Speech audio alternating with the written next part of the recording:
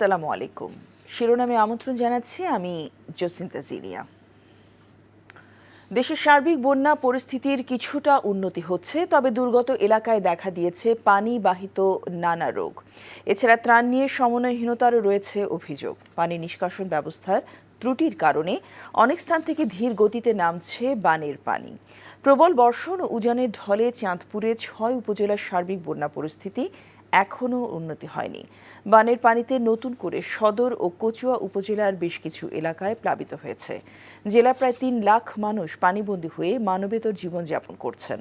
ফেনীর বন্যা পরিস্থিতি কিছুটা উন্নতি হলেও এখন অন্তত জেলার ৮ লাখ মানুষ পানিবন্দী। জেলার ৬টি উপজেলায় বন্যা কবলিত রয়েছে। দুর্গত এলাকায় ত্রাণ না পাওয়ার অভিযোগ উঠছে। কুমিল্লায় গোমতী নদীর পানি কমতে শুরু করেছে, সেই সঙ্গে বন্যা কবলিত এলাকাগুলো থেকেও পানি নামতে শুরু করেছে। মৌলভীবাজারে বন্যার পানি উঁচু এলাকা থেকে নেমে যাওয়ায় অনেকেই বাড়ি ফিরছেন। উন্নতি হয়েছে ব্রাহ্মণবাড়িয়া, হবিগঞ্জ, মৌলভীবাজারের বন্যা পরিস্থিতি। কুমিল্লার বন্যা দুর্গত এলাকায় আছেন আমাদের সহকর্মী নিয়ামুল আজিজ সাদেক। সরাসরি যাচ্ছে তার কাছে। সাদেক, কুমিল্লার বন্যার সার্বিক চিত্রটি আমাদেরকে জানাবেন।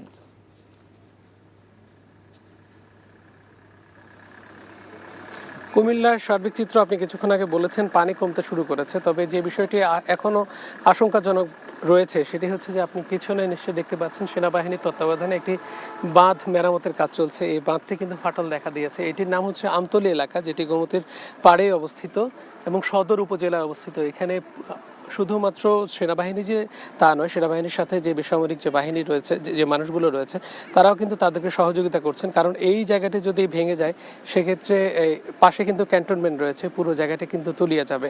আর আপনি নিশ্চয়ই জানেন যে দুদিন আগে একটি বাঁধ ভেঙে গিয়েছিল, সেটি বুড়বুড়িয়া এলাকায়, এই জায়গায়, এবং এই কারণে কিন্তু পানির নাব্যতাটা আগে যা ছিল তার চেয়ে অনেক বেশি বেড়েছে।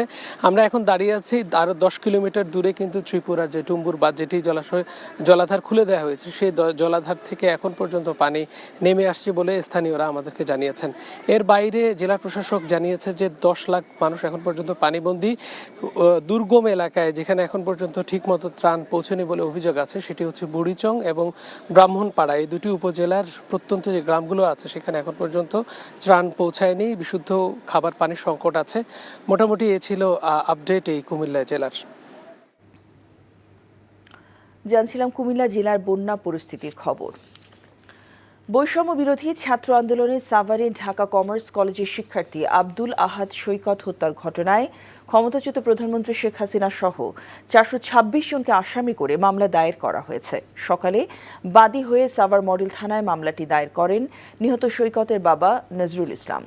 মামলার বিষয়টি নিশ্চিত করেছেন সাভার মডেল থানার ভারপ্রাপ্ত কর্মকর্তা আতিকুর রহমান। অন্য আসামিরা হলেন সাবেক স্বরাষ্ট্রমন্ত্রী আসাদুজ্জামান খান কামাল, সাবেক তথ্য প্রতিমন্ত্রী মোহাম্মদ এ আরাফাত, সাবেক দুর্যোগ ব্যবস্থাপনা ও ত্রাণ প্রতিমন্ত্রী ডাক্তার মোহাম্মদ এনামুর রহমান, সাভার উপজেলা পরিষদের সাবেক চেয়ারম্যান মঞ্জুরুল আলম রাজীব, সাভার পৌরসভার সাবেক মেয়র আব্দুল গনি সহ আওয়ামী লীগের নেতাকর্মীরা। মামলার এজাহারে বলা হয়, ছাত্র জনতার অভ্যুত্থানে গত ৫ অগস্ট সাভারে পুলিশের নির্বিচার গুলিতে মারা যায় ৩৫ জন। গুলিবিদ্ধ হন আব্দুল আহাদ সৈকত।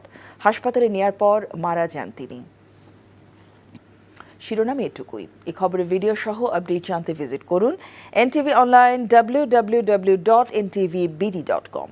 এছাড়াও এনটিভি জনপ্রিয় সব অনুষ্ঠান ও খবরের আপডেট জানতে ভিজিট করুন আমাদের ইউটিউব ও ভেরিফাইড ফেসবুক পেজ।